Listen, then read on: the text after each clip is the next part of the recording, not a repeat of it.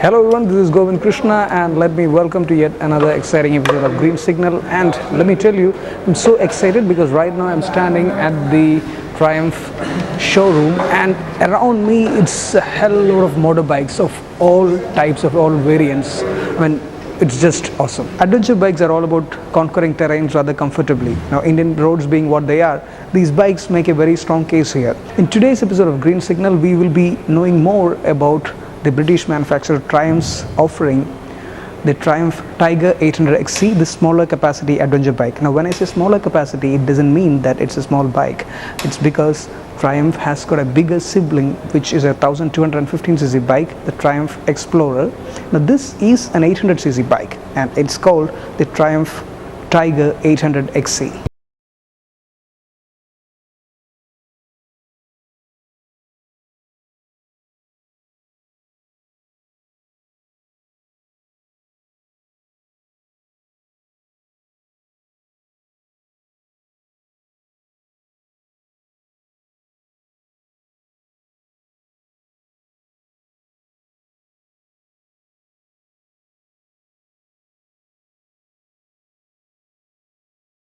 Of Triumph is that you can custom make your own motorbike, now which is written here, build your bikes to your specifications.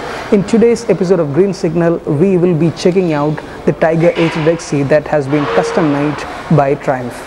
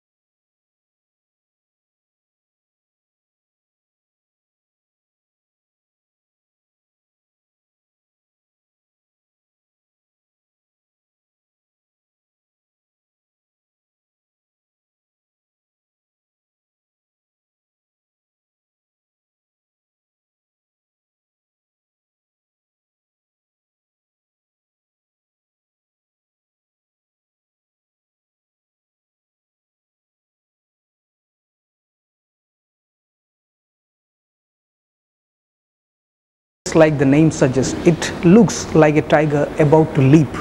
It has the tiger-like stance. Now, the thing is that it's a tall, rugged bike, and it has got this twin headlamp which illuminates well at night, and it has got a windshield that deflects the wind towards the rider, and its styling is just plain.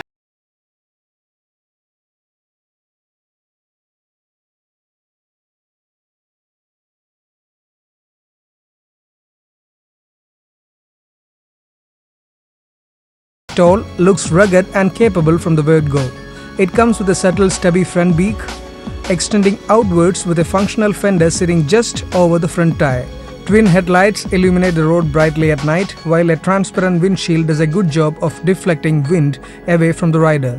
The instrument clusters are clearly legible on the go, displaying an analog tachometer along with a digital display including a speedometer, odometer, trip meters, fuel gauge, distance to empty and average fuel consumption displays, among others. The 800XC comes with fine quality switch gear, reach adjustable clutch and brake levers, as well as nice plush feeling palm grips on a flattish wide handlebar.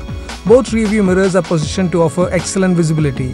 The 19-liter fuel tank is large and feels meaty, with big plastic shrouds partially covering the motorcycle radiator. Well-textured dual-color split seats on the Tiger 800XC feel nicely padded. There is also a set of sturdy and well-placed grab rails for your pillion, along with a pannier carrier at rear. Sitting behind is an LED tail light. The 800XC comes with a massive exhaust canister neatly placed besides the pillion seat. The overall quality, build and fit finish is impressive, imparting a built-to-last feel as expected on such a premium motorcycle.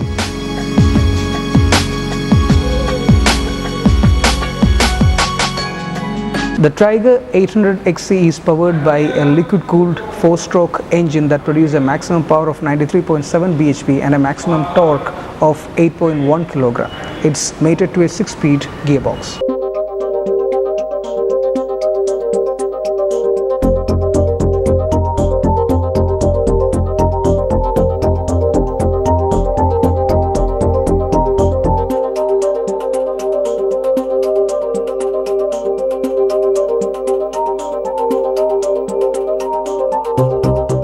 peak power output is 93.7 bhp at 9300 rpm, while maximum torque of 8.1 kg is produced at 7850 rpm. Clutch feel is progressive on the 800XE, while the big bike's 6-speed gearbox shifts with a weighty but precise feel in a 1 down, 5 up pattern. This is a refined, vibe-free engine that does enough to allow its rider to pull out of corners with strong grunt and quick throttle response. Speeds of up to 120 km per hour are easily achieved by the Tiger, with accelerating acceleration on offer.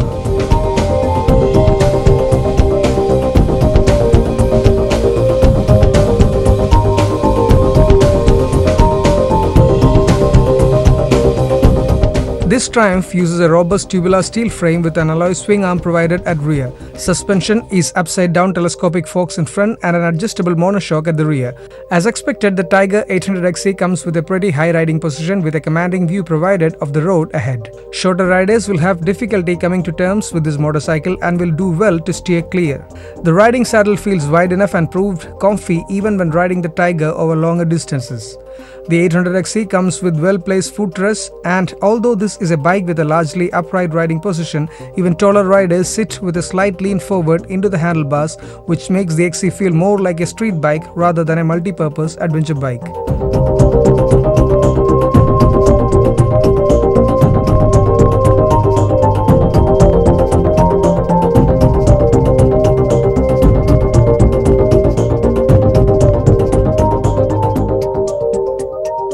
As we have discussed so far, Triumph 800XE is a lovely touring adventure bike.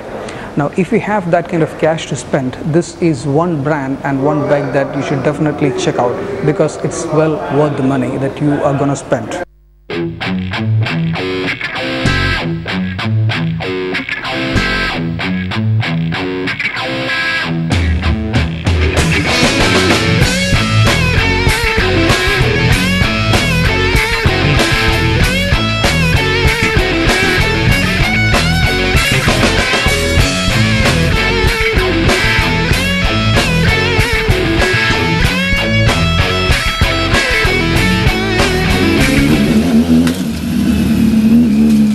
And it's time for some auto news from around the globe. But before getting into that, I have something very interesting to tell you. Google has taken the wraps from its self-driving car, the first of its kind.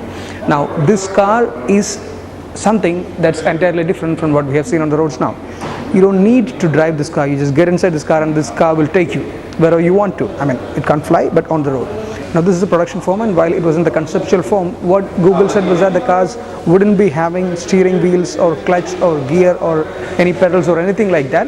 But right now, in the production form, they have all those legal steps like the steering wheel, the rear view mirrors, and all those things that are necessary for a normal car. But still, it's a self-driving car. Mercedes-Benz CLA-Class to be launched on this January 22nd. So stay tuned.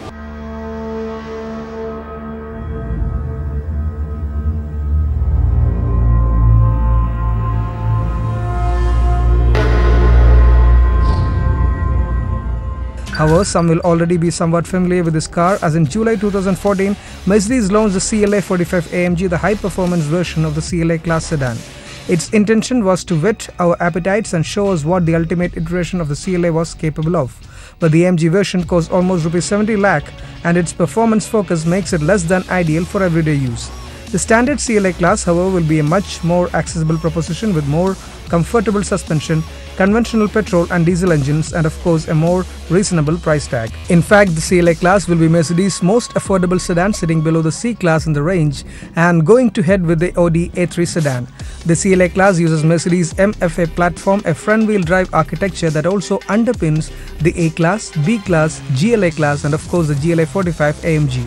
With this baby sedan, Mercedes has focused on youthful styling, and not surprisingly, the CLA looks gorgeous. The long nose, followed by the low coupe-like roofline and ending with a small extension for a boot, makes for a sleek and attractive car.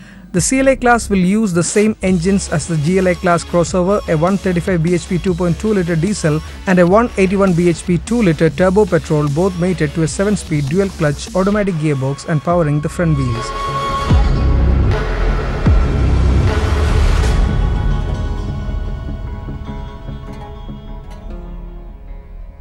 pre-booking of the MPV offering from Datsun, the Datsun Go Plus, has commenced from January 3rd and it will be happening till this January 14th.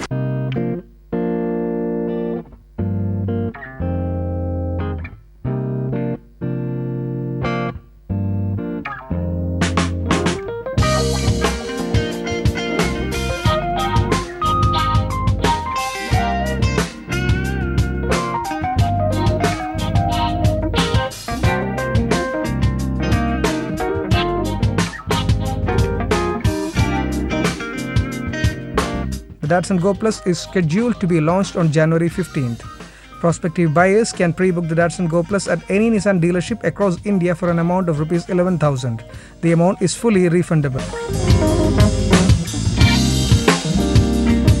The first 100 customers to pre-book the Go Plus will also receive a welcome pack. As part of the package, these customers will get some free accessories at the time of delivery. There is no word though on what the freebies include. Deliveries of the Datsun Go Plus are set to begin on January 15, the day of the official launch.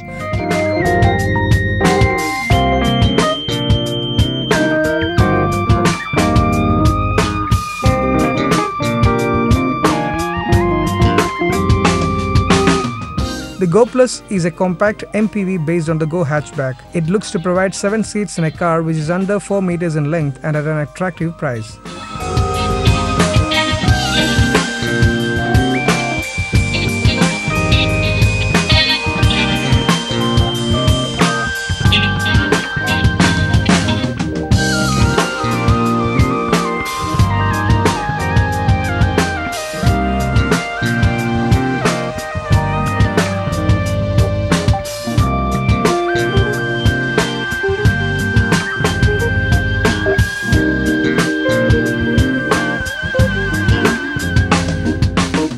Tata Bolt launch on January 20th, 2015. The much anticipated Tata Bolt would be launching on this month, that's 20th of this month, and the company has already started taking pre-booking.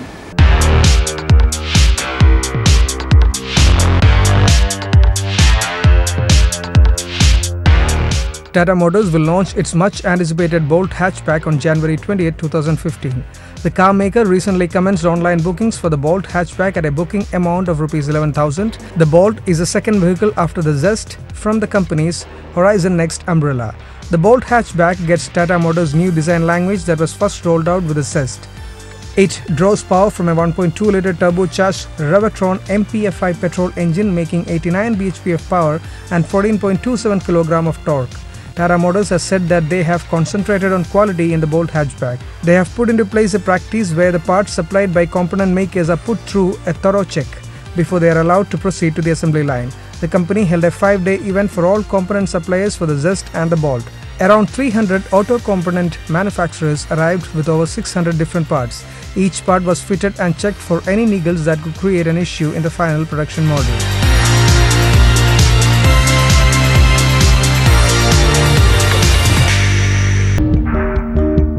Audi has revealed the Q3 facelift. The luxury small SUV from the German brand has been one of its most successful models.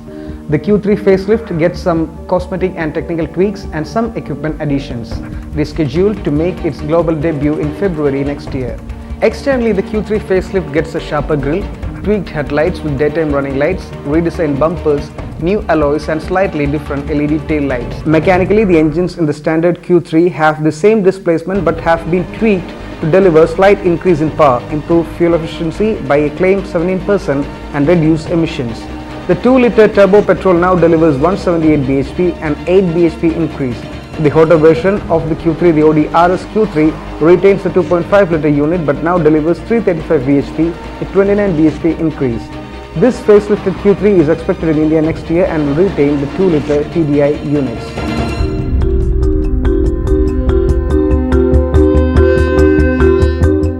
With that, let me wind up this week's episode of Green Signal. As I have told you in the startup of this episode, I am excited. I'm still excited, and this excitement is not ceasing. These bikes, the view of bikes, the touch and feel of Triumph is just making me more and more excited. So let me spend some more time here. You guys take a break. In fact, take a break for 1 week, and I'll meet you next week with more news from Auto World. Till then, it's Govind Krishna saying ta-ra. Bye.